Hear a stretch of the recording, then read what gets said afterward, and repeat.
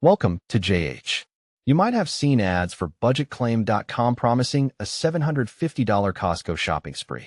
It sounds amazing, right? But before you start picking out a lifetime supply of mayonnaise, let's look at the facts. We checked the domain registration and found it was only created in October 2025.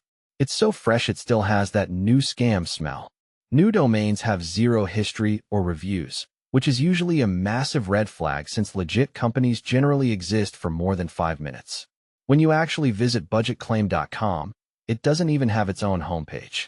Instead, it shoves you over to a random redirect site called MyFunnelish. Because nothing screams legitimate multi-billion-dollar partnership like a website that can't even afford its own landing page. This site claims you just need to finish 2 simple deals to get that $750 reward. Newsflash: Costco isn't in the business of handing out hundreds of dollars for clicking buttons. This is just a marketing funnel designed to harvest your data for unrelated junk services. It's about as official as a $3 bill. To make matters worse, there is absolutely zero customer support. No email, no phone number, and definitely no live chat to hear your complaints. If things go south, you're basically shouting into a digital void. We also went hunting for user reviews on Reddit and Trustpilot, and found absolutely nothing.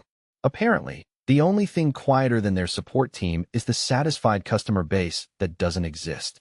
If this were a real deal, the internet would be buzzing, but the silence is deafening. So, let's recap. We have a brand new site, sketchy redirects, fake rewards, and a total lack of contact info. It's a full house of red flags. Our advice is to keep your personal info to yourself and don't fall for the $750 fairy tale. Stay smart, stay safe, and don't let the internet's bargain bin trick you into a headache. If you found this breakdown helpful, don't forget to like, share, and subscribe to stay updated on more online scam checks. I'll catch you in the next one.